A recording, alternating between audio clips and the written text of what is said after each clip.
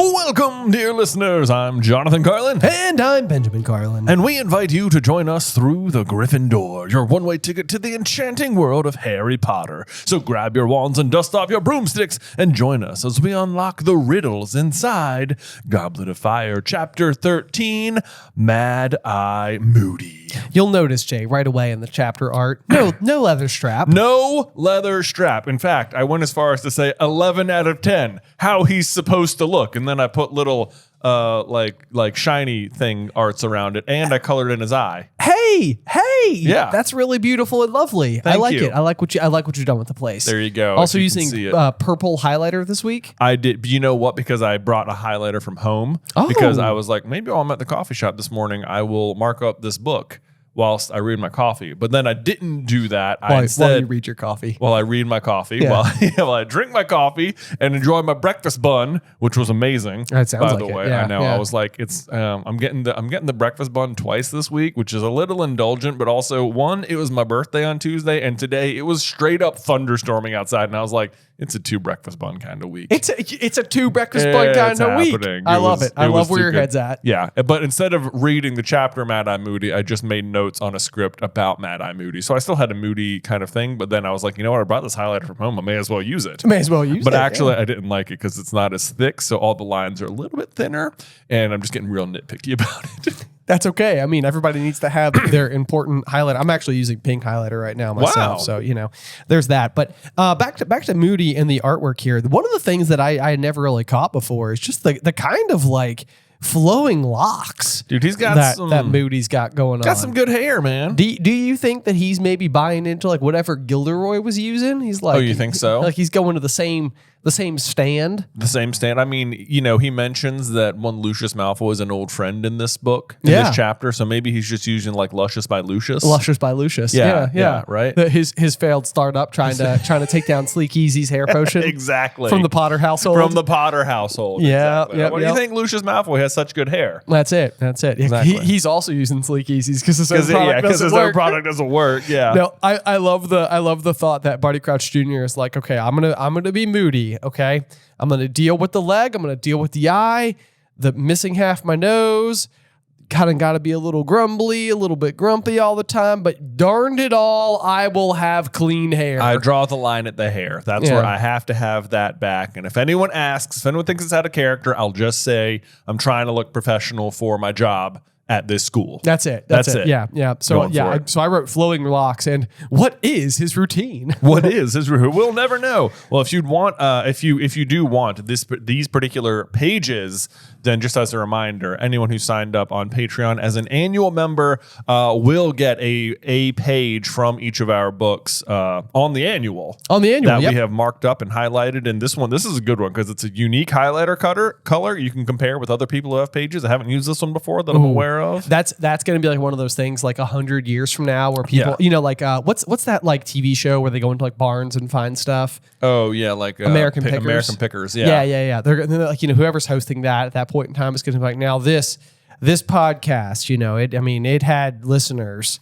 Once upon a time. And the thing is they would mark up the books and they would send them out. It was a really fun thing that they did. But Jay, one of the hosts, only ever used this highlighter for this chapter. For just this chapter. And this is the title page. The title page. So it's like, it's like within that chapter, these are highly sought after. There's some people who are trying to collect like the whole thing. That would be insane. Yeah, wouldn't it? Yeah, like they like reassemble the book. All the pages find themselves back in one place. And I love to create these things as if we will be that important. Oh, no.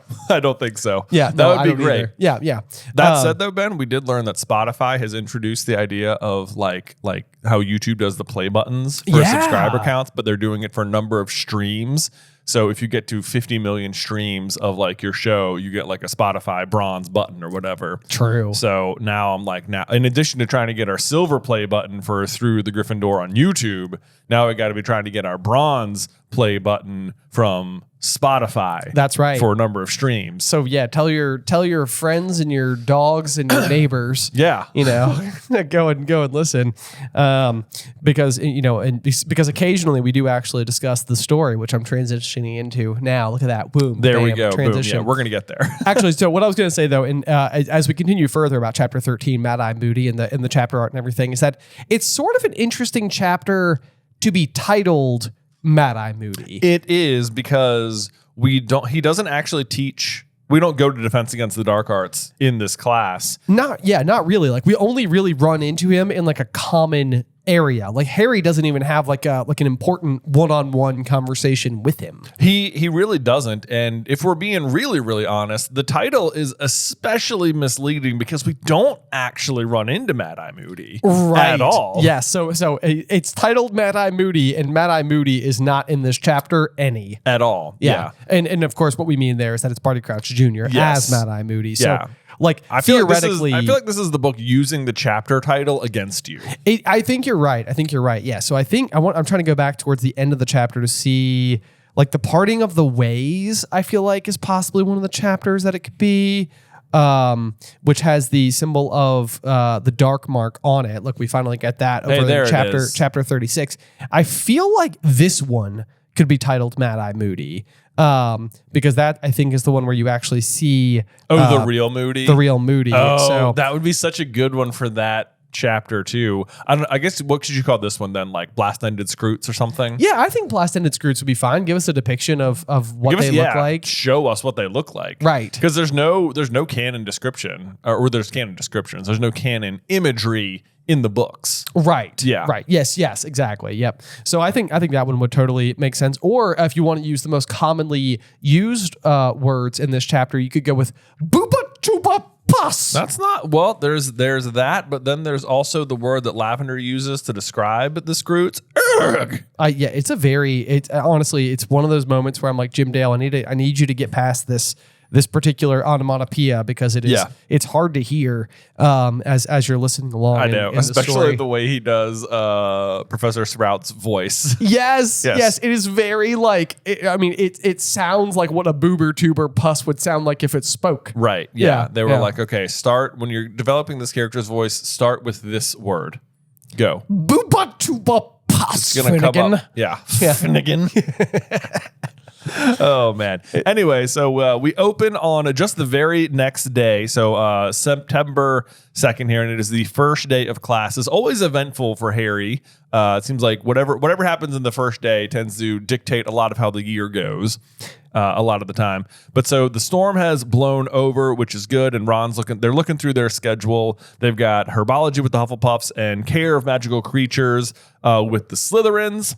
Yeah, and this is, it's kind of interesting because I think we talked about this before, and I wanted to ask you if you remembered what we said last time, because we will get like the term double potions at times, and we have been torn as to whether or not that meant a double block or if it means with another class, like double potions with the Slytherins. That's what they always say. Yeah. That's what they say. But they literally just said, we've got herbology with the Hufflepuffs, not double herbology with the Hufflepuffs. I think, yes, you're right. This is the chapter we've been waiting for to solve this dilemma. Okay, so this means that double divination that they have this afternoon means a 2-hour block or 2-class block. A 2-class block, yes, because they go to it after lunch, and like when they're departing for that class, Hermione even says, "See you at supper."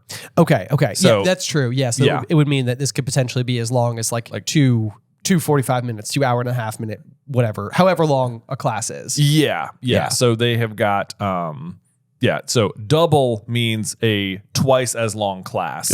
Not necessarily. So when they have double potions, they have, with the Slytherins, they have a twice as long class with another set of students. Right. Yes. Right. But like, you would not describe this herbology class they're having as double herbology because it's just a single period. Precisely. Yes. Yep. So herbology with the Hufflepuffs, care of magical creatures with the Slytherins, and double divination with just the Gryffindors, as far as we know. Yes. Which also is kind of like one of those things where we can at least rule out Hermione.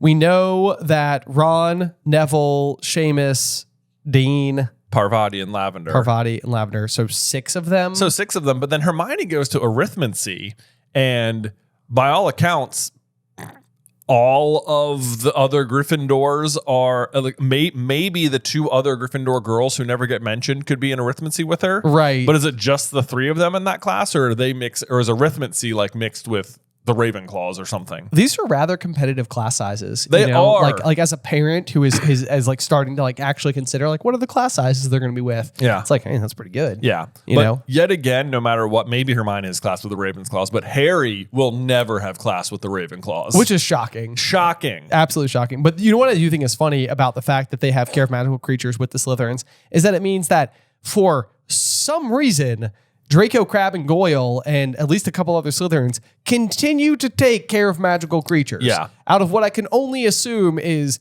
raw opportunity to go and just give Hagrid a hard time. I mean, absolutely. That seems like what it has to be because they just spent an entire year trying to get him fired, didn't succeed, and then we're like, I guess we'll take him again. Exactly. Yeah. It's like, Draco. Why? Why? It's an elective. Find a different you know he's not going to do Muggle studies. Maybe like arithmancy and or ancient runes. Ancient runes are like too hard. I don't know. I mean, yeah. Like, I guess I don't think he's taking like divination or anything.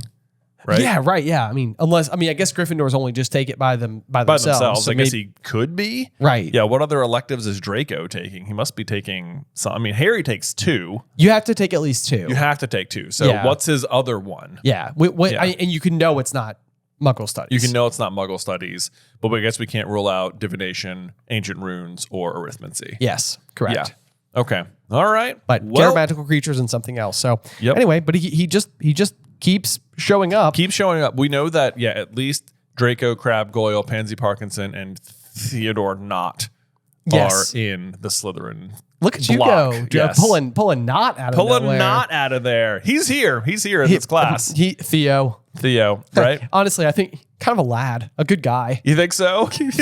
I don't think so. Yeah, no, I don't think so either. His dad's a Death Eater, right? I know. Yeah. But we can call him Theo. It's so endearing. I know, right? It's like Theo James. Yeah. Theo James. He's like the actor I want to like look like. He's very handsome. He's super handsome. Yes. Yeah. He was 4, right? He was 4 in the Divergent series, not a book series we will be covering. Yeah, anytime incidentally. Soon. Yeah. Back to the book series we are covering, though, and not any man crushes on Theo James. Double divination this afternoon, Harry groaned, looking down. Divination was his least favorite subject apart from potions, to which I also sort of have to add in that, like, Harry basically dislikes half of his classes because History of Magic is painfully boring. Yeah. And so it's like he doesn't like divination, potions, or History of Magic. I guess it sounds like Transfiguration is very hard.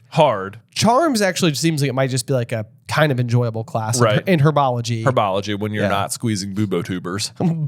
But although it's oddly satisfying. Oddly satisfying, they do say. Yeah. And then don't forget he's still taking like astronomy as well, which rarely comes up, but he is taking, which means he has like night classes also. True. Yeah. Maybe that was just one that was like way too hard. It's like, I don't know. I can't keep mentioning it. Right. Yeah. There was the midnight duel thing. Right. Astronomy tower. But he takes an OWL in it, so. That's true. It's there. True. Yeah. Okay. He's taking it. Onward and upward. Onward and upward. On to the next page here. Hermione comes down. So they're talking about how they don't want to go to divination, and Hermione comes down briskly, buttering herself some toast, saying, then you'd be doing something sensible like me. I feel like, what a power move, buttering this toast. Yes. She's like being so superior here. I know. Well, if only you didn't take that class. Harry and Ron are like, it's a good thing we already like you too much to like decide that we won't be friends because you're being a little superior. Being a little bit right here, okay? No, I'm just kidding. I love Hermione, so. No, I know. But yeah, it does say that she is, said Ron, watching Hermione adding liberal amounts of jam to her toast. I know.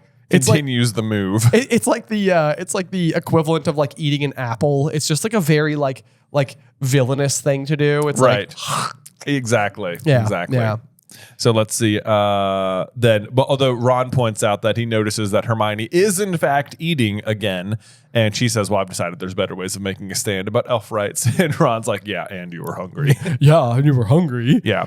Which, I mean, you'd think she could have made it one more meal. I mean, she ate most of dinner last night. This is only the very next meal. Only the very next meal. I mean, she may have just been given it like a big contemplation. A big thing. I mean, she clearly wakes up with a plan anyway. She does. Yeah. She does. Yeah. So, and it's another one of those things. She does this sometimes, like where I feel like she's figuring what is it? The basilisk. The basilisk. She's figuring out. She's like going to the library and she's like not telling them like why. It's like, I'm surprised that she's not just like, yeah, I'm going to go work on setting up SBEW. Like, right. Yeah. you know, She like does not tell them. She does this all the time. She's like, all right, well, I'm going to go do a mysterious thing and not tell you, but I will hint at, or like the time turner for the whole year. Yes. Yeah. Yep. Yeah, that's so true. That's so true. Yep. But then the other thing that's happening during this scene is that there's the rustling, rather, of all the owls arriving for the morning post, and there is still no sign of white among the mass of brown and gray, meaning that Sirius's letter has still not returned. Also meaning that literally nobody else has a snowy owl. It does mean that. It does mean that. I think that snowy owls are actually more common in America. Oh, are they? Most common in America. So that's kind of like just like an interesting little tidbit about those. So maybe there would be fewer of them at like an owlry in London. In Europe. Okay. Well, fun fact. I mean, I like that Harry has a unique owl. Me too. Yeah, me it too. is very cool. Plus, if I was going to choose an owl, it's probably what I would choose.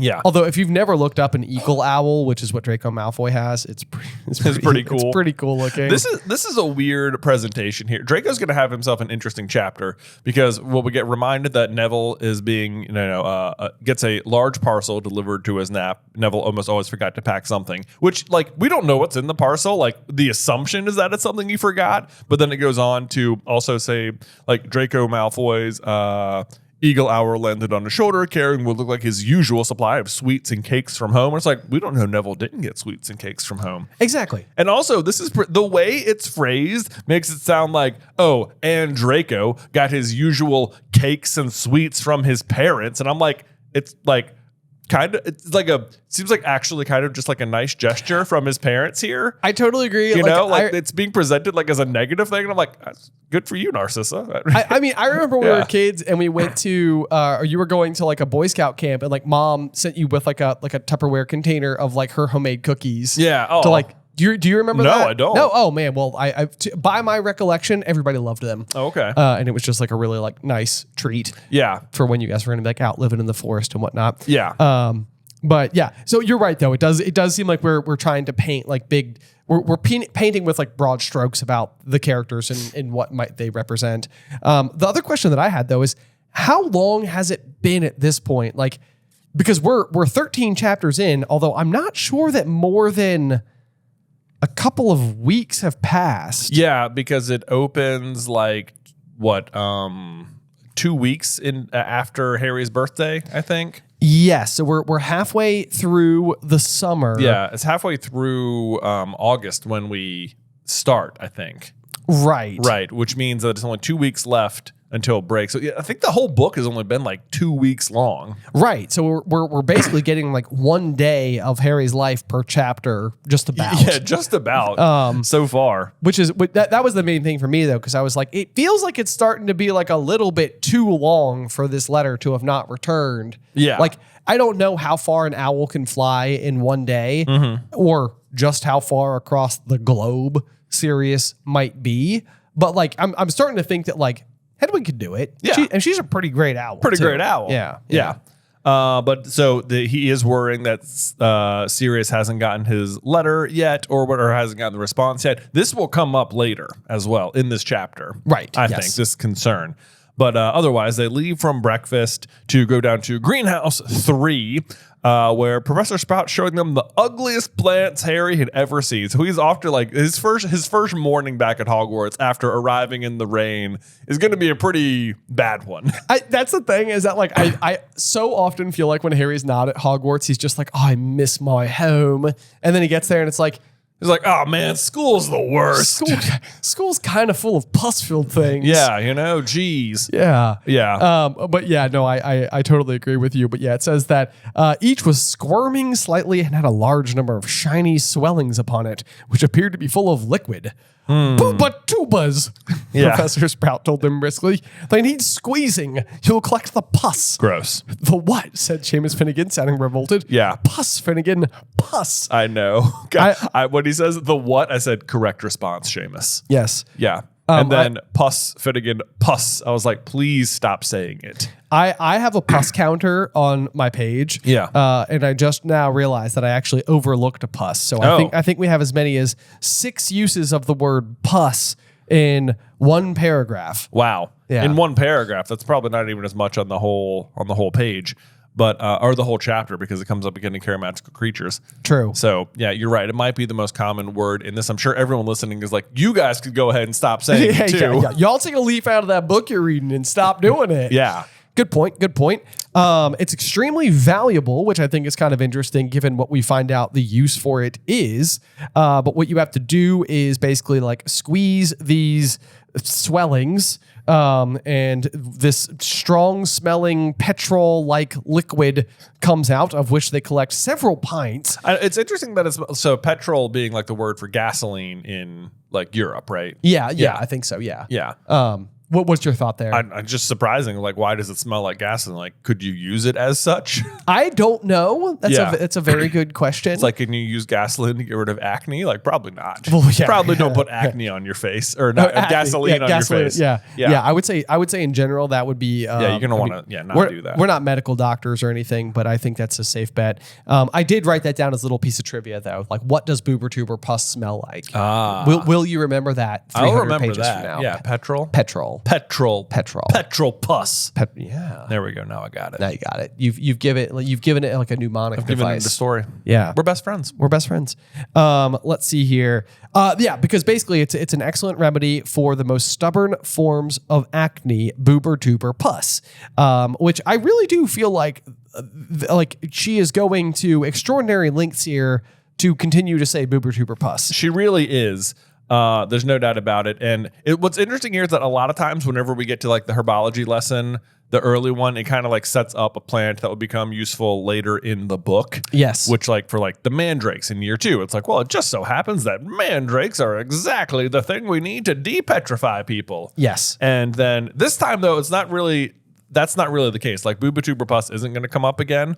You know who is going to come up again? Eloise Midgen. Basically the book's literal punching bag. Yes. I looked up every usage of the word Eloise in the book, and every single time it's in reference to Eloise Midgen, and every single time it is a slight being made against Eloise Midgen. About her acne. Either about her acne. I think she's like one of the first students to be pulled out of school in Half-Blood Prince, when all this stuff is happening. And oh gosh, there's one other instance that has to do with it. But even in this particular, it's like you would expect, again, almost like a line that you might expect from like Ron. It's almost sort of like, they're talking about ridding themselves of pimple. And then Hannah Abbott's like, Eloise Midgen tried. I know. I was like, Hannah Abbott? Oh, yeah. I was like, ouch, Hannah. I know. I don't know much about you, but everything I do know about you is that you marry Neville eventually. So I assume you're a pretty pleasant person. That's my suspicion as well. Yeah. Yeah. But nope. Apparently not. Well, Yeah. I guess, this is, maybe she does genuinely just feel sorry for her. I don't know. You're right. Well, I mean, that's fair. It says like poor Eloise Midgen. To which Professor Spout overhears and says, silly girl, but Madam Humphrey fixed her nose back on in the end. It's like they all know about it. Yes. I know. That girl. But really what's happening here is the entire point of this first chapter is to basically set up Eloise Midgen as someone who has acne, because it is eventually it's setting up Ron's shallowness later in the book. True. Really the whole purpose of this particular class. You know what would have been a really, really, really funny little like breaking character at such a serious moment is upon Voldemort's return, if Harry was like, geez, man, you could just use bubotuber pus. What? For? Instead of cursing his nose off. Oh. It's just like, oh, got it. He's like, what's that now? Bubotuber pus? Yeah. How do you spell that? How do you spell that? I shall be at a CVS pharmacy. Yeah. Right after killing you, boy. Right after that. I've got Wormtail. Write this down. Write this down. Send it into the. You know how long it takes them to fill prescriptions. We're gonna wait in that line forever. I know. Probably a Revco back then, not a CVS. Yeah. Was it Revco before CVS? It was. Wow, what fun pharmacy trivia. You don't remember Revco? I don't, not even at all. What? I don't know. Oh, man. Okay. Well, yeah. Revco turned into CVS. How about it? Yeah. That's where we went as kids. Okay. Yeah. Anyway. I do remember it now that you say that. Yeah. Kind of looked ahead to the kind of like big blue shopping cart looking logo. Yeah, I think. We got to go down to Revco. Yeah. I think Mom used to say that. Yeah. Yeah. Yeah. Pick up the prescriptions. Yeah, exactly. Anyway, so let's see here. What happens next? Let's see. They head down to Care of Magical Creatures, where Hagrid's standing outside his hut. He's got the blast-ended skrewts newly hatched, and Fang is sitting there, apparently keen to investigate the contents of the boxes, which I was like, not for long. Yeah. That's gonna be a bad move, Fang. Yep. Yes, indeed. Yep. Morning, Hagrid said, grinning at Harry, Ron, and Hermione. Better wait for the Slytherins. They won't want to miss this. Yeah. Blast-ended skrewts. Yeah. Better wait for them. Better wait for them because they're part of the class. Yeah. It's like, Hagrid's like, I want to show you now, but I better wait for the other students who signed up for my course. Right, yeah. It's like, yeah, Hagrid, obviously. You probably should. But then he points down into the crates. Lavender makes the next great word of the chapter. Ugh! But I do like that Harry just agrees with her. Yeah. Ugh, just about summed up the blast-ended skrewts. They looked like deformed, shellless lobsters, horribly pale and slimy looking, with legs sticking out in very odd places with no visible heads.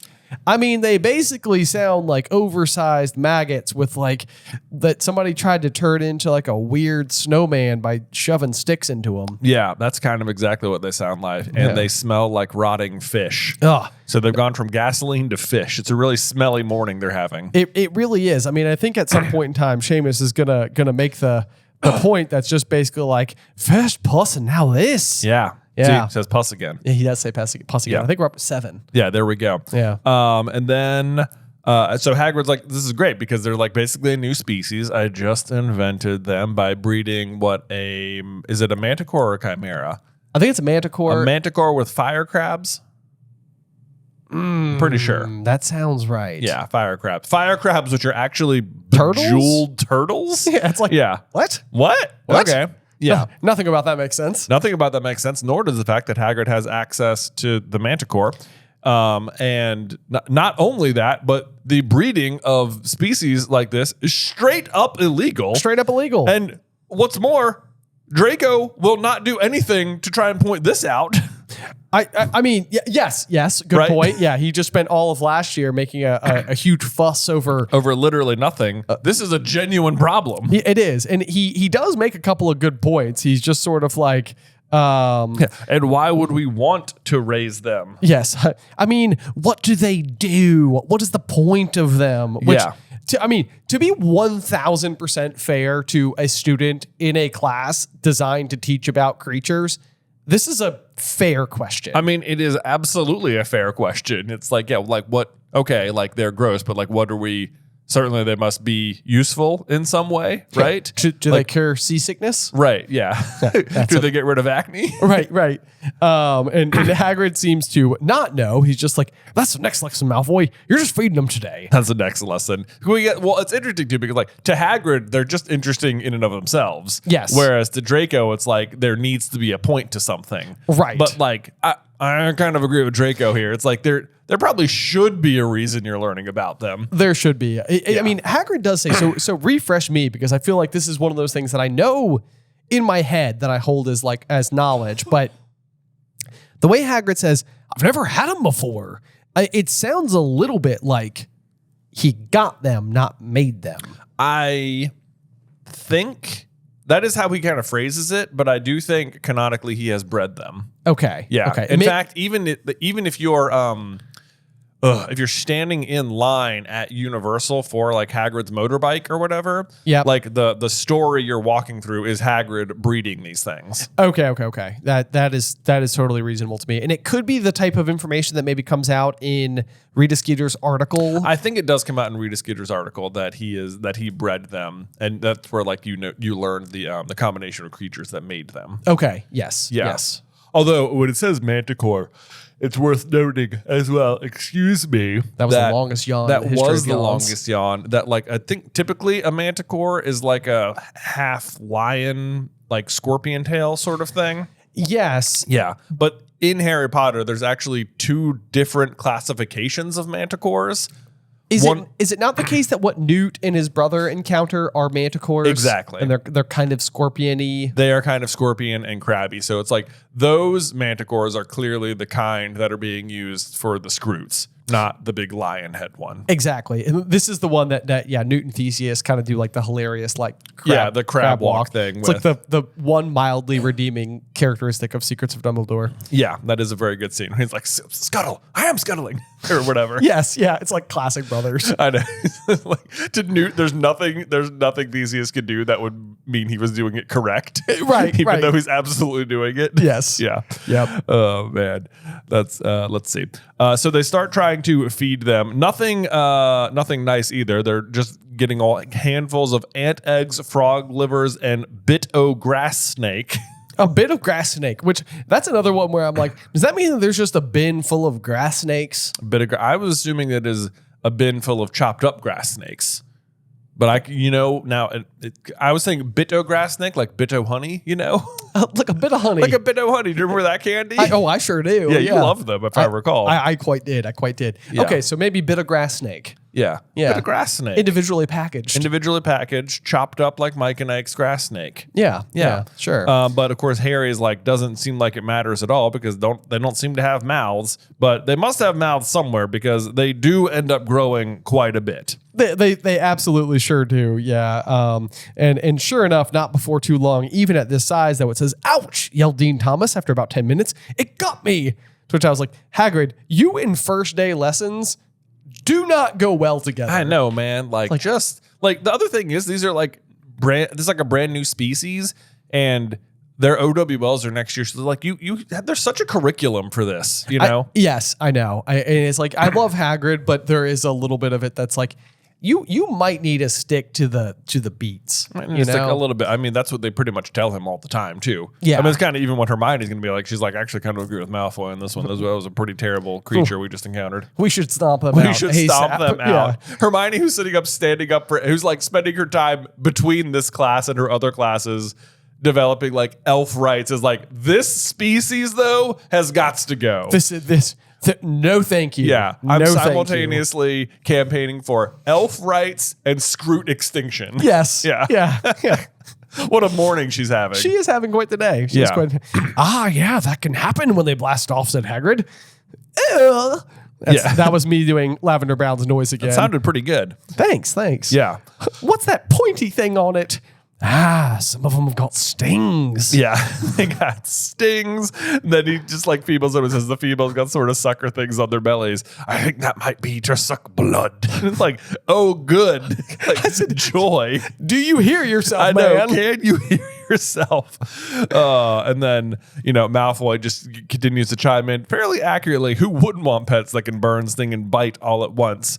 And Hermione like sort of defends Hagrid, just because they're not pretty doesn't mean they're not useful. Like dragon's blood's magical, but you wouldn't want a dragon for a pet, which is just a reminder that Hagrid did have a dragon in the form of Norbert the Norwegian Ridgeback, and is sort of set up for the dragons later, which Hagrid will show Harry.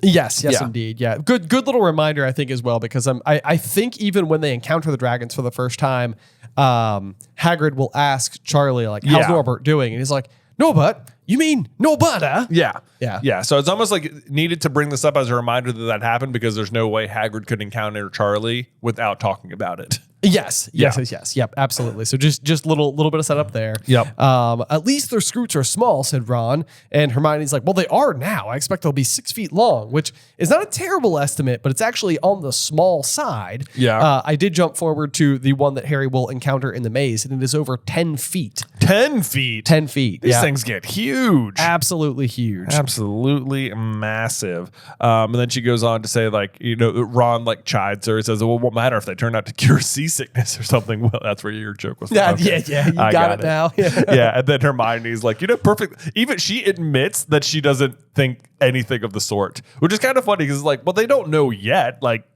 maybe they will do something. Well, but yeah. Almost certainly it seems like, it's even like the acromantula venom. It's like, it's really hard to get, but if you can, it's very useful. It's just, nobody can get it. No one can get it. So, it stands to reason that there must be some redeeming factor of the skrewt. Right. Somewhere. They definitely will take study, though, as they are a brand new species. Yes, of course. Yeah, rare. But this is also like a very rare time they actually like agree with Malfoy. Yes. Which almost never happens. Right. At least not to his face, though. So there's certainly not to his face. Yeah, they couldn't possibly have that. All right, y'all, we need to take a brief pause right there to let you know that today's episode of Through the Gryffindor is brought to you by Shopify. Now, I probably don't need to clarify, but I'm what you might call an ideas guy. Once I wanted to start a business creating something that I called a wake winch. It's basically a lawnmower engine attached to a welded metal frame that could allow you to water ski without a boat. Brilliant, right?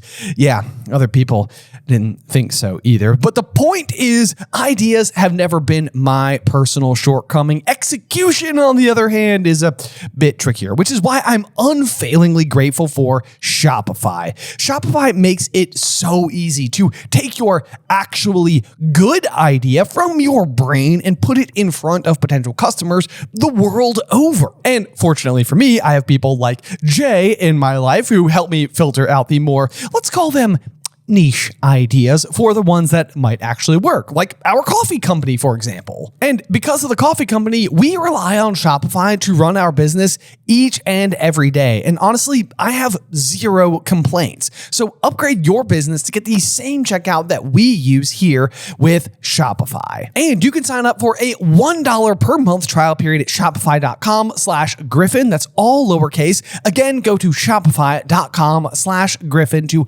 upgrade your selling today. One last time, shopify.com/Griffin, link in the description down below. But Sue, they're heading up to Divination, and Hermione is going to head back to the library where she is going to be working on SPEW, but not telling them about it. Yes, continuing to be rather secretive. Meanwhile, Harry and Ron make it to the top of the North Tower, where at the top of a spiraling staircase, a silver stepladder to a circular trapdoor in the ceiling drops down, and they enter into where Professor Trelawney lived. Part of me, and we may have brought this up back when we first were introduced to this particular classroom, but part of me was almost like, you think there's any world that this was like an attic? You know, No. just sort of like a spot, and Dumbledore's like, yeah, I've got just the space for you. I know exactly where to put you. McGonagall will clear out the North Tower. Yeah, North Tower is like the one that's like super far away, and you have to get the step ladder and the second ladder, and there's a trapdoor in the ceiling. Yeah, that one. That one. That's, and McGonagall's like, oh, I see. Yeah, I'll be right on it. Yeah.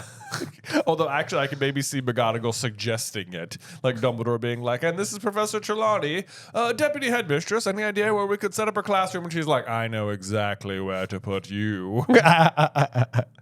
McGonagall goes into sorting hat voice. Yeah. I know just what to do with you. Yeah.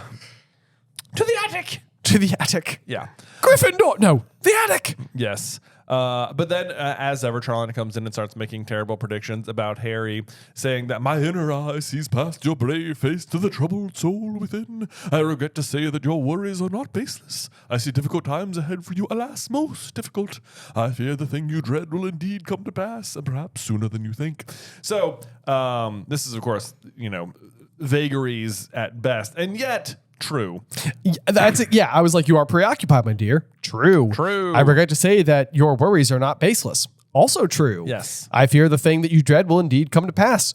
Also true. Well, what do you think she means? Like Voldemort returning? I sort of think Voldemort returning. Yeah. This is sort of like one of those instances because I think Harry is going to go on to be like, I wasn't dreading anything at all. Yeah. Unless you could count worrying that Sirius is going to get caught. Right. But to me, I highlighted that as well because I was like, to me, I think this is almost when you get like overly accustomed to living like inside of a stressful situation. Yeah. This is like existing in a toxic relationship because you've like, it's become your normal and you don't even realize that like it's toxic at this point in time. Like Harry's fear of Voldemort returning must be living in his brain. Yeah. Always. All the time. Well, Yeah. like I said earlier, like at breakfast, he is worried about Sirius. True. And, like if he's worried something's going to happen to him, like something is going to happen to him, like he is going to die in the Department of Mysteries, which is probably way sooner than Harry thinks. True. Yeah. So that will come to pass. And Voldemort will return. Probably sooner than he thinks as well. Right. So right. Yes. Whether either of those concerns is the one she's referencing, they both happen sooner than he thinks. Right. And they're both things he's dreading. Yes. So there you go. But we then go on to see just basically that, which she's setting him up for the curriculum in this class for the year, which says, my dears, it is time for us to consider the stars.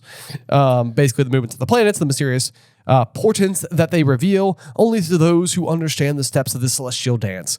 And which is not her, although then she goes on and says human destiny may be deciphered by the planetary rays which intermingle, blah blah blah blah blah. But it's basically what Ferenz says. That's exactly what I was going to say. It's like, well, this I wrote up top. I was like, well, this is real, and then I was like, at least in Harry Potter, just not quite as she interprets it. And I feel like what Ferenz will end up kind of pointing out as it pertains to like Trelawney's comprehension of this topic is like not the small comings and goings, individual squabbles between people, death of pets or whatever, but like big, important, massive, like shifts. Although he's being pretty condescending too, because based on what's going to happen on the next page, she's still sort of right. Well, that's the thing. I mean, Trelawney's always right. Trelawney's always right. Yeah. So we'll get to that in a second here. Harry starts like wondering like, oh, well, she did say the thing I fear will come to pass. And, then he's like trying to console himself saying like, well, Hermione thinks she's an old fraud, but she did make that one prediction at the end of last year. Right. But at the same time, I'm not actually dreading thing, except the thing I am dreading. Right. Yes. Yeah. It's funny because this is a big deal in the other fantasy series that we love, which is the King Killer Chronicles or Name of the Wind. But like, and of course, except for that last time at the end of last term when she had made the prediction about Voldemort rising again, this is sort of like, it's like a thread of truth that sometimes can be like woven through a story that gives it just enough of a backbone to like make it reliable. And I feel like that kind of keeps coming up with Trelawney as well. Even just for you, the reader, it's sort of like, she was right that once. Like, when should we doubt her every other time? And it's like, it's the same trick that will eventually be used with Luna. Yes. Where it's just like, Luna's like, she's right sometimes. Right. Yes. And then you're like, which makes you question everything she says. Right. The Cloud Cuckoo Lander. The Cloud Cuckoo Lander, yes. It's like the character trope that Luna kind of falls into. Yes, exactly it.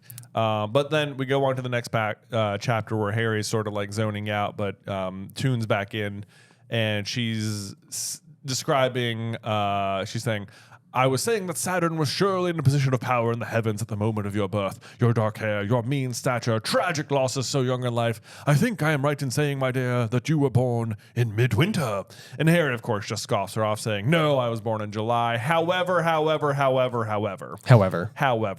The thing is that this is such a clever thing, is that Harry, unbeknownst to himself, or Trelawney, is a Horcrux and has the piece of Voldemort's soul. And everything she's saying is accurate about Tom Riddle and Voldemort. Yep. So, yes, position of power at the moment in the heavens. Your dark hair. Young Tom Riddle did have dark hair. Your mean stature. That's more of a Voldemort thing. Yep. Tragic losses, so young in life. Both of his mom dies giving birth to him. Yes. Yep. I think I'm right in saying you were born in midwinter. Voldemort's birthday is December 31st, which is midwinter. So. Yes. Yep. Although, I mean, I guess somebody could be like, actually, technically, winter doesn't start until December 21st, so it's only like 10 days in, but you know what we mean. It is. I mean, yeah. I think without doubt, this is talking about Voldemort. It is without doubt talking about Voldemort. So, like, as ever, Trelawney is correct, but has no idea why. Right. Yes. That's sort of her big, her problem at all times here. So they start working on it. Harry, I don't know how he messes this up though. He's like, I've got 2 Neptunes here, said Harry. That can't be right. Can it? And I'm like, no, Harry, it cannot. Yeah, obviously. You cannot have 2 Neptunes. Right. Come on now. To which Ron interprets, when 2 Neptunes appear in the sky, it is a sure sign that a midget in glasses is being born, Harry. Yeah. Yep. So, okay. Yeah.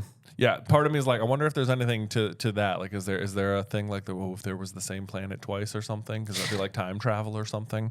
I have no idea. Or if it was even supposed to be like Ron. I looked this up because I was like, I don't know like if it's a joke that I'm missing. I even asked ChatGPT to explain it to me. I copy and pasted it, and I was like, "Am I missing something here?" Because I don't know if I totally get if an other reference is being made. Right. And at the very least, all it and the rest of the internet and Reddit could come up with is the possibilities that Ron, being notably tall, is referencing Harry as a shorter than him person and somebody who wears glasses. Yeah. And that was about the size of the joke. That's about as much as I could glean from it as well. Yeah. But then, fortunately, Lavender across the room says, "Oh, I've got an unexpected planet. Oh, which one's that, Professor?"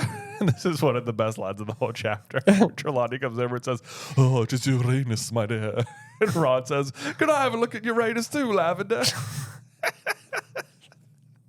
I love that this joke is in here. It is funny because they do date later. They do date later, Yeah. indeed. Yeah. How about that? It's early love. It's early love. Ron's going to go ahead and make this joke as well. When he's in the Department of Space or Yes. whatever. Yeah, in the Department of Mysteries. Uranus, Harry. Uranus, Harry.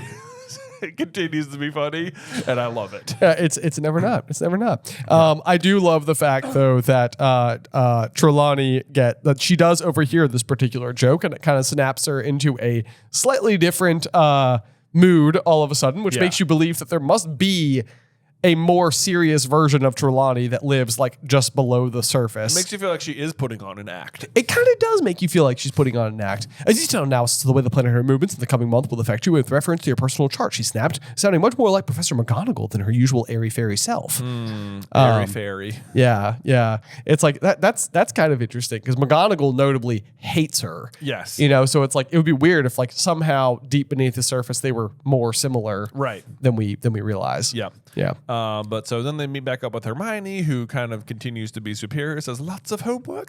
Professor Vector didn't give us any at all," which, just for reference there, Professor Vector is the arithmancy teacher. Yep.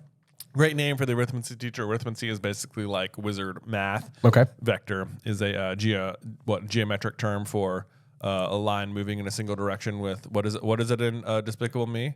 With direction and magnitude. Yeah. Yes. Vector! Because I'm committing crimes with direction and magnitude. Oh yeah. Oh yeah. Me and my Addie and Allie watched that recently, and Addie has been saying "oh yeah" ever since. Oh yeah. Oh yeah. Very good. Also, this seems so like what happened to last year Hermione, who is like falling asleep over all of her books because of all the massive amounts of homework that she had. And Well, you know, it was basically all divination Muggle studies, Ben. You know, must have been. They're gone now, so yeah. she's just back to regular work schedule. No big deal. No big deal at all. Professor Vector didn't give us any at all. Yeah. Like, that seems ridiculous. I know. Well, it does, but it also neither Hagrid nor Professor Sprout gave them homework either. So Well, that's because Professor Sprout rather got what she wanted, which was pints of bubotuber pus. yeah, I know. She was like, "Oh boy, today's a good day. I'm going to make the students Harvard pus for me." Fantastic. And then I'll give it up to the hospital wing. But then as they are heading down to dinner, I guess, Draco, as ever, goes out of his way to find Ron to tell him that his dad's in the paper, which... None of this article is really going to make sense to me. It does not make sense. I'm curious if you'll be able to sort it out. But I will try. Yeah. So Draco is what I can only imagine just hiding behind like a suit of armor for as long as is necessary to step out at exactly the right moment. Exactly Like, the right your moment. dad's in the paper, Weasley. Yeah. Listen to this. Yeah. Yes. And then the article is further mistakes at the Ministry of Magic, which I don't know what mistake is even being referenced. I don't either. And also it's very interesting because, well, I guess Rita Skeeter doesn't end up being on the side of Ministry of Magic next year in Order of the Phoenix because the Beatles at bay. Yeah. So I was going to say, like, it seems like the Prophet's going to take, well, the Prophet as an entity seems to be like giving the Ministry a hard time right now. Right. But then it seems like we'll be fully supporting it in just 1 year's time. Well, yeah, it seems like Rita Skeeter is giving the Ministry a hard time. Because now, at this moment, the Prophet and the Ministry seem to exist independent of one another. Right. Whereas next year, Fudge will begin to lean on the Prophet. But then Rita doesn't actually change tacks. She continues to basically attack the Ministry just from the Quibbler on Hermione's orders. That's true. Yeah. That's a good point. Yes, maybe she's always sort of anti-ministry, which is an interesting perspective for someone who we largely hate. Yes, for the most part is not that great. But like this is like it's a weird article all the way around. Because let's see, it says the Ministry was plunged into fresh embarrassment yesterday by the antics of Arnold Weasley of the Misuse of Muggle Artifacts Office. So like what Malfoy is loving about this is that she printed Arnold instead of Arthur.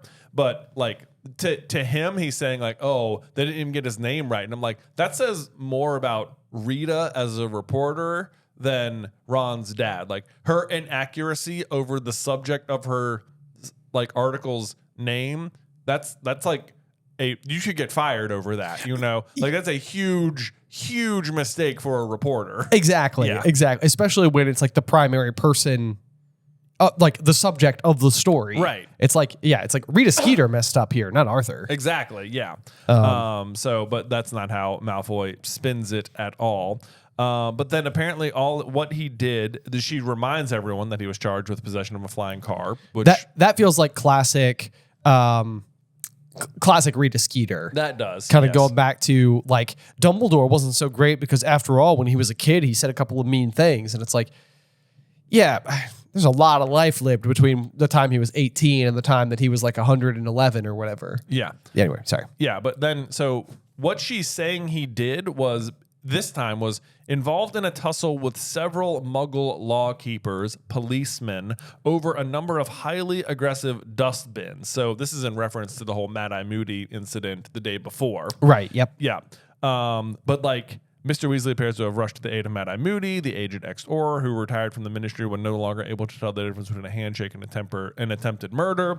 That sounds like probably not true. That sounds like embellishment by Rita Skeeter. Yep. If you ask me.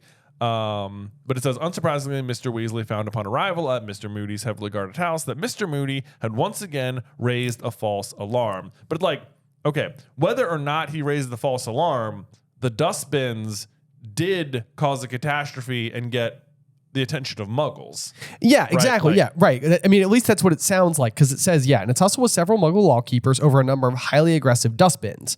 But Yeah. like, And Mr. Weasley was forced to modify several memories before he could escape from the policeman. Escape? Like, what do you mean escape?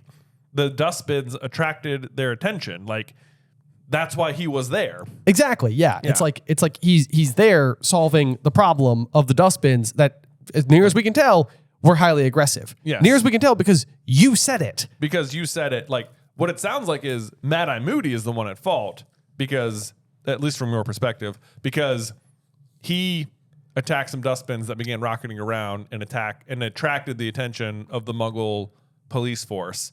And then Arthur showed up and has to modify memories and smooth it over because otherwise it's a violation of the statute of secrecy, which is the whole point of his job. So, and the entire ministry. So like, I don't know what she thinks he did wrong. It says, refused to answer Daily Prophet questions about why he had involved the ministry in such an undignified and potentially embarrassing scene. Like, what was the ministry supposed to do? Just let the Muggles see the dustbins rocketing around? That's exactly yeah. And why are they singling him out for this particular situation? It's not, I mean, we saw this. I mean, granted, she wasn't there for Amos Diggory showing up being like, hey, Arthur, I need you in particular. But like, It seems like if she reached out to the ministry at all, it's like, on whose orders was he there? Yeah. It's like, someone could have chimed in. Right. Yeah. So I also don't understand why it says he refused to answer Daily Prophet questions about why he involved the ministry. Like, I also don't understand why he doesn't just say, because the answer is to the dustbins were a threat to the statute of secrecy. Exactly. Like, why wouldn't you just answer that question? Misuse of Muggle artifacts office. Yeah.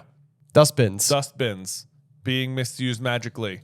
Well, everyone did their job. This is exactly what I'm supposed to do. But then it continues to not make sense because it says, and there's a picture, Weasley, said Malfoy, flipping the paper and holding it up. A picture of your parents outside their house, if you can call it a house. Yeah. Like, why is the picture of his mom in the newspaper? Exactly. Like, all I can picture is, all I can imagine is that they found like a family portrait of Molly and Arthur in front of their home from something else entirely. Oh, certainly Arthur, they didn't send a photographer over to the Weasleys to be like, hey, we're running a piece on you. Yeah, stand and pose for a photograph. I know. Yeah. So it's like, what is this photo? We know it's not the one from Egypt either because they're in Egypt in the photo. Right, like why wouldn't it be a picture of Moody and the dustbins or Arthur at Moody's? You know? Anything else. Anything. Yeah, it doesn't really make Yeah, sense. It's really just there so that like Malfoy can make fun of Molly. Right. Yes. I know. Yeah. Then he, again, this is like where I think a lot of times when we are hindsight talking about the broad strokes characteristics of the overall story, we've always wanted Draco to have a better redemption arc, but then sometimes he's just so mean that you're like, I don't know if I really want him back. Yeah. Maybe never mind. Yeah. Your mother could do with losing a bit of weight, couldn't she? It's like, oh my gosh, Draco, like, is so rude. And it says Ron was shaking with fury, understandably. Everyone was staring at him. And this is like one of those situations where like movies and stories, I feel like sometimes depicted as if like all the onlookers of situations like this are appreciating the actions of the bully. Like, yeah, make fun of him. Oh, and it's like, I'm like, are people appreciating this? Like if I witnessed someone being a bully, I'd be like, you're the jerk. Right. Like I'm not laughing at Ron. I'm annoyed at you. This is a terrible look. Yeah, is the implication that the onlookers are like on Malfoy's side here? I don't even know if the implication is that. It just says that everybody was staring at him. Okay. But it's sort of like I am always confused with Draco why people are tolerating him. Like it seems to me like this would be the kind of person that everybody would just despise. Right. It's like, stop being mean, man. Like you are not getting anywhere with this. Oh, I know. And he continues because then he turns on Harry and says, so tell me, is his mother really that porky or is it just the picture? And it's like, dude, I know. Chill. Like they're just walking. Right. I know. Yes. It's like he is doing like I mean, and I feel like what Malfoy normally does in all of these situations, like without fail, it seems like Snape walks up on him where Draco will successfully bait them into retaliating, and then Snape will walk up and give detention or take points from Harry and Ron for whatever they do or say next. Right. Which obviously this scene ends up going a little bit differently. Yeah, very much the other direction. Right. But Harry can dish it right back out. He says, your mother, that expression she's got, like she's got dung under her nose. She always looked that way. Or is it just because you were with her? Which is pretty good. But then hilariously, like Malfoy cannot handle this at all. He says, don't you dare insult my mother, Potter. Which just like, like people in glass homes or something. I'm like, yeah, he must realize the hypocrisy here. I know, like dude, what are you talking about? Like you just like you're playing the insult. You're doing your mama jokes, Like, come on, don't dish it if you can't take it, man. Yes, and I mean, and first of all, just don't dish it in the first place. Just don't dish. Yeah, you know what? You don't even need to dish it. Your article that you're citing doesn't even make sense. Yes, it is all very confusing. Yeah. And Harry's just like, keep your mouth shut then, basically turning away. And it's like, okay, Harry's standing up for himself. And then you hear bang, several people screamed. Harry felt something white hot graze the side of his face. Any idea what spell this might be? I have no idea what spell this could be. What white hot spell Draco misses with somehow from apparently pretty close range. It's not a good chapter for Malfoy. Not a good chapter for Malfoy. Except for that one question in Care of Magical Creatures. Yeah. Oh, and how dare he receive presents from his parents? Yes. How dare the gall. I know. Yes. I will think twice before ever sending care packages to Addie when she goes off to school. Lest anyone think that her parents love her. Yeah, right. Yes. I don't understand the framing of that. It's a weird one. It's a weird one. But there's a little bit of justice that immediately comes into place here. Just a little. Harry's sort of like, whoa, what was that? Goes to turn around, and then we hear another bang, and oh no, you don't, laddie. Yeah, because here comes Moody limping down the marble staircase. Much better aim. Manages to transfigure Malfoy into a ferret. Yes. Shivering on the stone-flagged floor exactly where Malfoy had been standing. There was a terrified silence in the entrance hall. Nobody but Moody was moving a muscle. So this feels like the appropriate crowd reaction. Like, oh dear. Oh, boy. Stuff is the foot. Yeah, and this is where we learn that Mad Eye's eye can see out of the back of his head because he sees Crabbe behind him trying to pick up the ferret. Yep. And then basically proceeds to start to pick up Draco / the ferret, fly at 10 feet in the air, and then smack back to the floor and bounce upward once more. I don't like people who attack when other opponent's back's turned, growled Moody. Stinking, cowardly, scummy thing to do. Oh my God. Okay, so let me ask you this about that particular statement. Do you think that's Barty Crouch Jr. talking or him pretending to be Mad-Eye Moody? I think it's Barty Crouch Jr. talking. I think that Barty Crouch Jr. hates Lucius. I mean, he would have just witnessed what Lucius was doing at the Quidditch World Cup. Yeah. And go ahead though. But I feel like he might not mind that he was attacking Muggles. I feel like what might be happening, I feel like this must have happened to him. that he was attacked from behind. Like Barty Crouch Jr. was? Barty Crouch Jr. was attacked from behind. By whom? By Moody. Once upon a time. Okay. So, okay.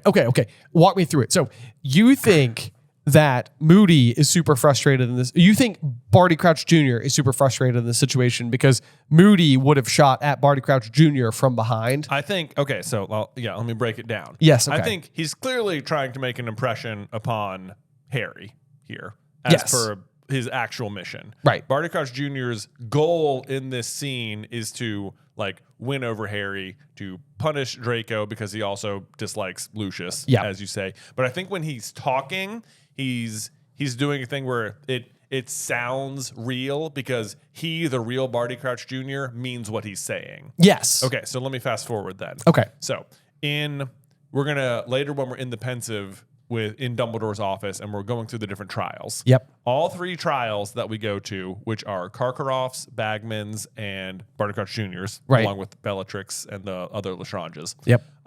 Happen after the fall of Voldemort. Okay. So the first one is Karkaroff, which Moody is present for. Okay. With 2 regular eyes. Yep. The second one is Bagman, both regular eyes. The third one is the Bellatrix, Barty Crouch Jr., and the Lestrange brothers. Okay. Rodolphus and Rabaston. Yes. Those 4. Okay. Okay. Moody is not at that trial. Okay. Okay. But prior to that, but we do know from Moody that he lost the eye battling Death Eaters. Okay. So, but that means he got past the end of Voldemort's fall without losing the eye. Right. Right? But then the only other big scuffle with Death Eaters that we know of is with Bellatrix and Barty Crouch Jr. and the Lestranges. Yes. Right. So I think the reason he's not at that trial is because in that scuffle, they hit him in the eye. Oh. And after Moody attacks Barty Crouch Jr. from behind at some point. So gets the better of him. Whatever battle ensues, Moody gets hit in the eye. They end up subduing the Death Eaters and capturing them. Moody's recovering. That's when he gets the eye. And this is part of why Barty Crouch Jr. dislikes being attacked from behind. Wow. That's my big overarching theory. So he's wearing the skin of the man who did it to him. Exactly. Ooh. Even worse. Even worse. Yep. Okay. The ferret flew high through the air, legs and tail flailing helplessly. Never do that again. Speaking each word as the ferret hit the stone floor and bounced upward again. And then you hear, Professor Moody, said a shocked voice. Yeah, never do that. I do think you're right, though. This is I think Barty Crouch Jr. does know that it was Lucius at the Quidditch World Cup. Which he again will later say that I never hated anything more than a Death Eater who went free. Yes. And I think to him, that's why he sends the Dark Mark into the skies, because he's like, oh my gosh, you guys are out here free and you're not looking for Voldemort. Right. I'll show you what it means to be a follower. Yeah, I agree with you completely. Yes. I think he's frustrated with them. Oh, he knows it was Lucius, and he's like, guess what? I'm going to do the exact same thing you did to those people to your kid. Yes. Yeah. Exactly. Okay. That's where my head went. Yeah. Yes, absolutely. I think all of that is true. Okay. I love it. That's what I love it. think. This is a very well infused situation. Scene. Yes. Yeah. There's a lot going on here. And I love basically McGonagall comes rushing in, drops her armful of books, which I believe is something that McGonagall frequently does. Just carrying around books. Yeah. Or maybe Hermione does it sometimes too. Hello, Professor McGonagall, said Moody calmly, bouncing the ferret still higher. Yep. He's still doing it. What? Hello. What are you doing? Teaching, said Moody. Teaching. Moody, is that a student? Yep. Yep. There it is. I love it. Oh my gosh. Best line of the chapter right there. Right. And this is funny because she's basically like, we never used transfiguration as a punishment. Surely Dumbledore told you that. And it's like, he might have mentioned it. Yeah. Which I'm like, did he even? It feels like an oddly specific thing to mention. Just like, so here's the school. Bathrooms down there. There used to be an attic up in the North Tower, but it's occupied now. It's that way you turn it into a classroom. Very resourceful. Yes. McGonagall's idea. Your classroom's going to be down here. Snape is in the dungeon. We don't torture students with transfiguration. I'll just throw that out there for no reason. And dinner's at 6. So see you there. If you feel like making an entrance, Go for it. Right? Anytime. Be as theatrical as you please. Yeah. You know what? You know what? I'll say you've got the eye wink. That was a one-eye joke. That was a one-eye joke. Blink more like it. Sorry. I'll stand up. I'll stand up to do like the Triwizard Tournament thing. They're dying to know. They're dying to know. Like they are chomping at the bit. You'll know when I stand up because you can see me through the door. That's your moment. That's your cue. Okay, that's your cue. Yeah, and then you can just imagine Moody out there being like, "Oh, God, I'm ready. I can do it. I can do it." Yep, it's exactly. So that's, as far as I'm concerned, exactly how it went down.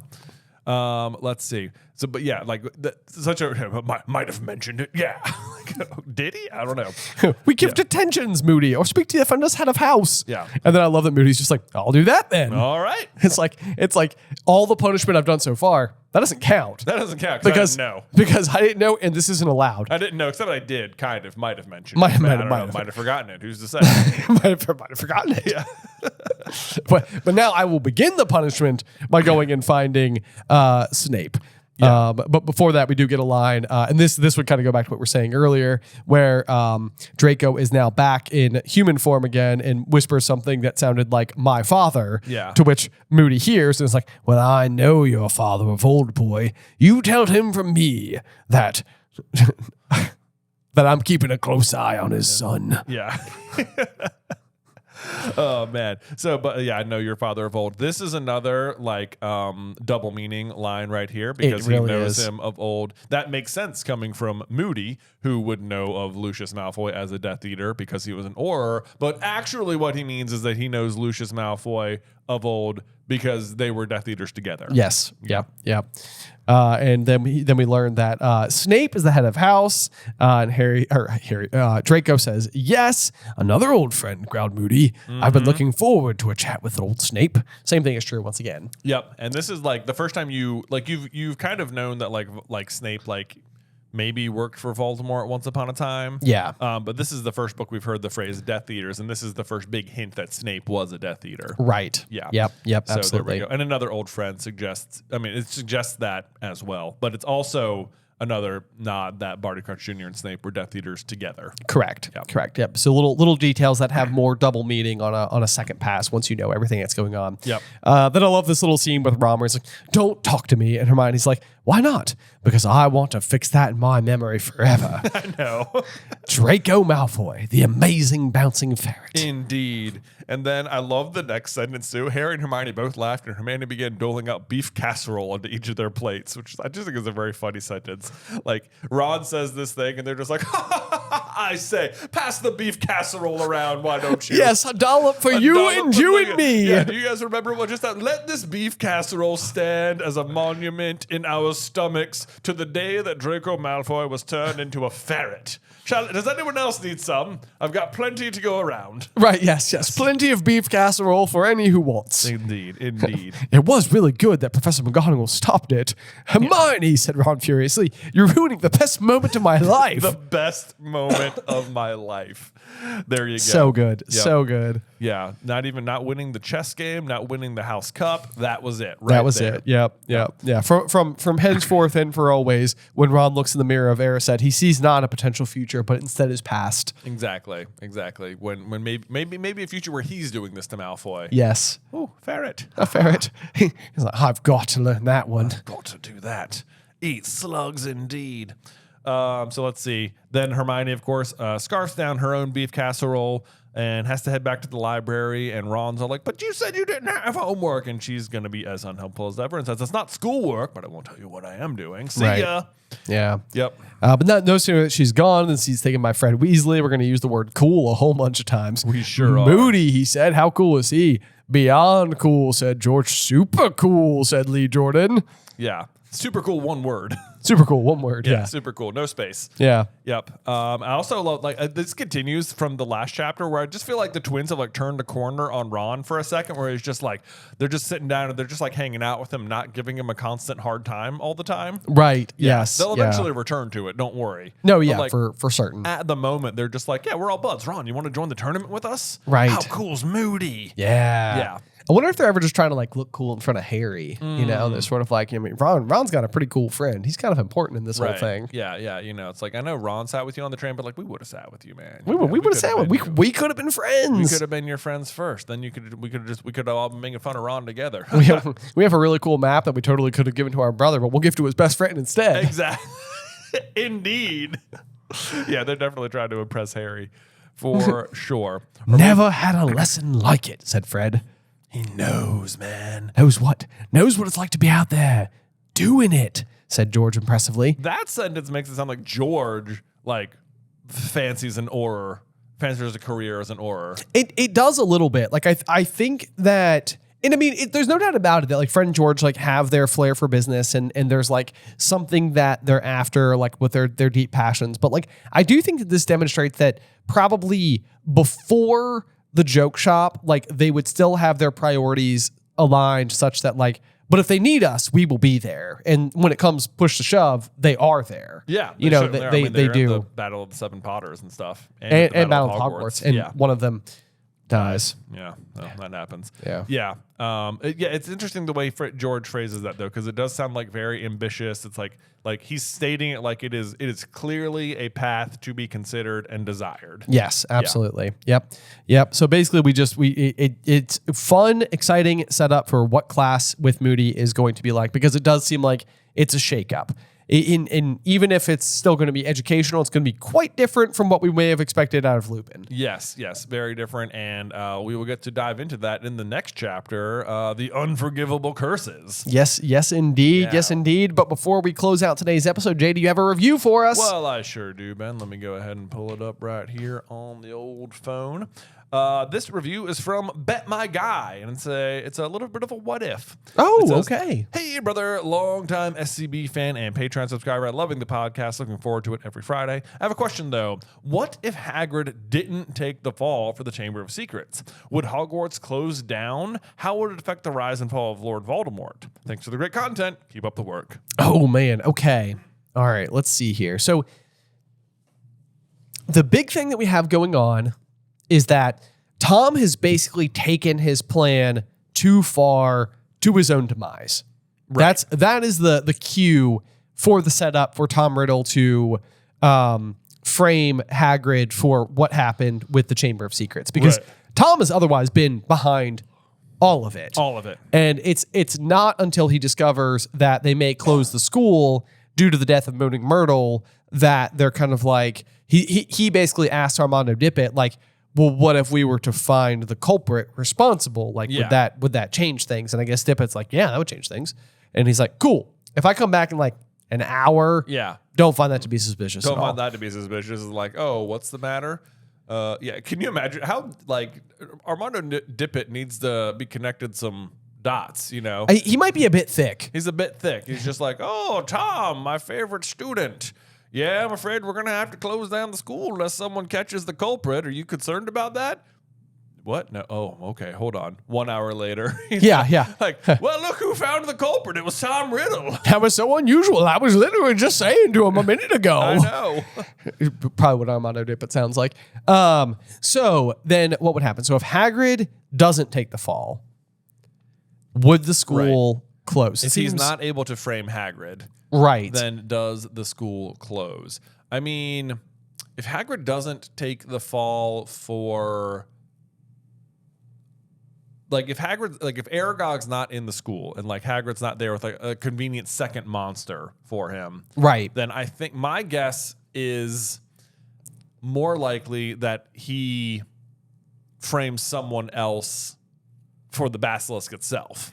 I could see a world where something like that could be in play. I mean, my mind was racing like a few different scenarios because one of them would be like, is there any instance where he might just sacrifice the basilisk itself, kill it himself, and then like leave the evidence in the Great Hall or something, you know, because then it's sort of like, boom, there's the monster. He could even make himself out to be a hero. I mean, it could just do the Gildor Lockhart thing, right? Bring up the snake skin. He could bring up the snake skin as proof. Yes, that I got him. Yes, yeah. Also true. Wouldn't even have to kill it because Lockhart's like, oh, yep, this will work. Right. So I think at least in the short game, the big situation there, because I mean, he's already going to receive an award for services to the school, which is the one that Ron ultimately finds when he's wiping him down, doing the slug's detention. So my suspicion is that Hagrid was the lowest hanging fruit. It was the easiest way to solve it quickly by redirecting and not causing any harm to the basilisk, which he would also see as the means for ridding the school of Muggleborns. Right. Eventually, once his plan took fuller form. Yeah. And that's effectively the reason behind the diary, is to fulfill his work in the event that he's unable to. Right. Right? Like, that all makes sense. Yeah. But I do think that that's like, you take Hagrid out of the equation, or let's just say Hagrid doesn't have Aragog, then I suspect that is what he would have to amount to, is either framing somebody else or trying to make it seem as though the threat is gone. Yeah, framing Olive Hornby, Probably Olive Hornby. Who Myrtle stays around to haunt. That's a pretty good one. That's a good one. Yeah. That's a good one. That's pretty good. Although, okay, so let me ask you this then. Yeah. Do you think how Hagrid came to own Aragog is an unresolved mystery? Yeah, it's just the pocket of a traveler. Pocket of a traveler. Well, I gotta tell you, Hagrid gets Norbert from, basically the pocket of a traveler. Essentially. Who was Voldemort. It was Voldemort. Do you think it is possible that Voldemort also is the one who gives Hagrid Aragog as a backup plan for exactly what happens? As oh, look, this is someone else who could take the fall. That's an interesting question. Do we know where Acromantula would normally come from? Do they have like a decide? My mind went to Greece, but that's fluffy because that's the Acromantula are in the Fantastic Beasts book, so I bet we might be able to look it up. Yeah, see if that piece is there, because if it was Albania or something like that, it's like, oh okay, my gosh, that would be, you're right. That would be rather perfect. Yeah. Let's see. Eye color, hair color related to spider, native to island of Borneo is what it says. Where's Borneo? That's a great question. Southeast Asia. That's not helpful. Not helpful. Pretty far away. But Southeast Asia is it not the case that the Chillin? I mean, Chillin. I know. That's what I'm thinking. That's like, I'm imagining now Newt at the beginning of Fantastic Beasts 3. Yes. Yeah. Because it seems like, I think that the Chillin is a piece of actual real life Chinese folklore. Yeah. And feels more. Yeah. That's the other theory, is that Newt gave Hagrid Aragog. Right. Yeah. And I mean, one way or another, it seems like Dumbledore seems to mark those who have an affinity for magical beasts as like useful allies. I mean, notably Hagrid and Newt. So the idea of those two having some measure of connection. Yeah, because the timeline crosses over pretty nice in terms of when the chamber was open versus like leading up to the duel with Grindelwald and stuff like that, because that happens in 1942. So Hagrid's expelled 3 years before the duel. Yeah. So Newt is presumably still in play based on kind of how the movies were going. I mean, you would absolutely think that where we left everything off, that is where it was still headed. Because even in Crimes of Grindelwald, he's showing imagery of World War II, which very notably and by no mistake takes place and ends in 1945. Right. I mean, there's definitely the ways in which Voldemort or Grindelwald or a combination of their regimes would reflect that of like Nazi Germany is like those elements are all there. Yeah. So I do think that even where 1945 lands in the actual historical timeline versus the wizarding timeline, it all fits for a reason. So yeah, I suspect that would mean that Newt would still be up there all the way through that, which would also make me think that if we got a fifth Fantastic Beasts movie, that we would have seen Hagrid show up at some point in the equation. You have to. Right. Yeah. The other thing, too, is that Hagrid describes Aragog to Slughorn as no bigger than a Pekingese. A Pekingese, mind you. And while a Pekingese is a small dog, it's a really big spider. Yeah. And so the phrasing, a pocket of a traveler, Newt has his case, which would, I mean, it's not a pocket. It's not a pocket. I also have a hard time thinking that like Newt's case was fully thought out when the book was written. No, I know. I Yeah. mean, I would agree with that for Yeah. sure. I'm just trying to think of like what makes more practical sense. I know, but it's like using Hagrid as the fall twice. Like he, it. Or What do you like- mean using Hagrid as the fall twice? taking advantage of Hagrid, like. Oh, I see what you mean. Like, yes. Voldemort knows how to get information from Hagrid, like to get past Fluffy. Yes. Which is to give him a dangerous beast. Yes. So like, has he pulled that stunt before? He's like, oh, Quirrell, I know exactly what we're gonna do. I did this 50 years ago. Right. Yeah. Yes. Right. Something like that. Yeah, there is that. And I mean, it's preying on somebody who is so otherwise innately good. Exactly. That it's like he's not going to be apt to be suspicious. People are so easy to manipulate. I know. Yeah. Right. That's And what you Moody says about Cedric. Because Tom knows exactly where Hagrid's hiding it too. He does. And there could even be an element of like he's helping him do it. Right. Yes. I mean, because it seems like he basically leaves Dippett's office and goes downstairs to where Hagrid is. Exactly. And that's another one of those where, like, I think even Hagrid like knows him by name. Yeah. And it's hello, Tom. Yeah, right. Calls him by that. Yeah. Yes. Well, you know what else helps is that we've always said that like, because we made a video one time saying that like we thought Hagrid must be in Slytherin. Right. Because like when Harry goes around the castle at night, he's constantly getting caught. Yes. And Harry is like the super nimble, light build of a seeker, kid with a map that shows where everyone is and an invisibility cloak, and he's still getting caught. Yeah. He has every advantage. Meanwhile, Hagrid is, a half giant and clumsy at best. Right. And yet he is keeping Aragog in a secret room in the dungeons, far away from the Gryffindor common room, and would have to be like sneaking out at night to go like feed him. And it's like there's no way Hagrid's navigating the castle in this capacity, right, by stealth.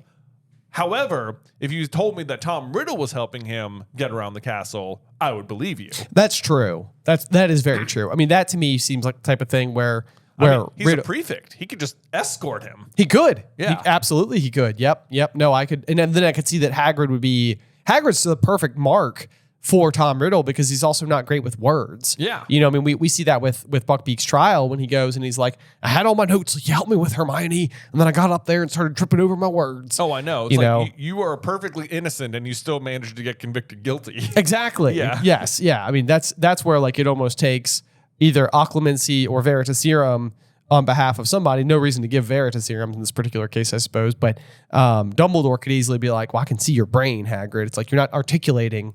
You're not giving yourself a good defense, but I can tell you're innocent. Exactly. Yeah. So, man, I'm talking myself into Tom Riddle gave Hagrid Aragog. Gave him the Aragog, as like a cover because he does come to the conclusion rather quickly. It's almost like he's kind of got like a built-in wild card. Yeah. Like, oh, I can solve this. Yeah. I'm ready for this. Right, like he's ready for this contingency. Yes. It's like I will build in someone, like I intend to kill somebody, but I don't intend to take the fall. So true. Yeah. Yeah. Obviously, he's not going to take the fall. Yeah. But he does intend to, he's out there attacking people all year. Right. Yeah. Right. So it almost makes sense that he would build in this contingency. Right. Yeah. Because he's been doing it for such a long period of time. He's had time to plan for it, and he is smart. If nothing Obviously, else. yeah. Okay. And Aragog at the end of the day doesn't have like a heart of gold or anything. Yeah. No, not so much. It's not like he's just like, oh no, like Voldemort underestimated friendship. It's like he ends up being just sort of an evil creature. Goodbye, friends of Hagrid. Yeah. These are all good points. Yeah, I could completely see it. Yeah, did Tom Riddle plant Aragog on Hagrid as a means to free himself of responsibility? Yeah. Yeah, because they say, you know what? He does the same thing with Morphin, and he does the same thing with Hokey.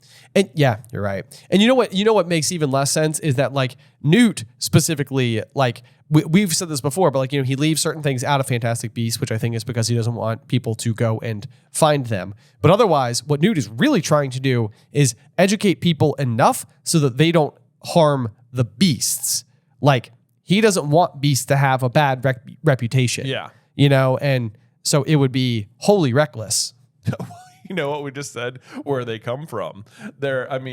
Newt has already published his book by the third movie, right? Right. So the information about where to get them would be available to Voldemort From Newt. from Newt.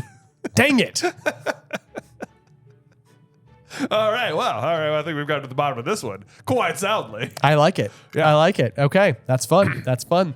Goodness gracious. Well, another great episode, I believe. I know. We just continue to churn along. I know. I'm so excited. I And this love time, this book. this time next week, we're gonna be on tour. It's gonna be so much fun. So is. looking forward to seeing everybody. Thank you all so much for tuning in. Yes, thank you for tuning in. Make sure you join us next week for Chapter 14, The Unforgivable Curses, here on Through the Griffin Door. Today's episode was edited by Ethan Edghill. Vaishon Brandon does our art. Catherine Stein is our production manager, and the show is hosted by me and Jonathan Carlin.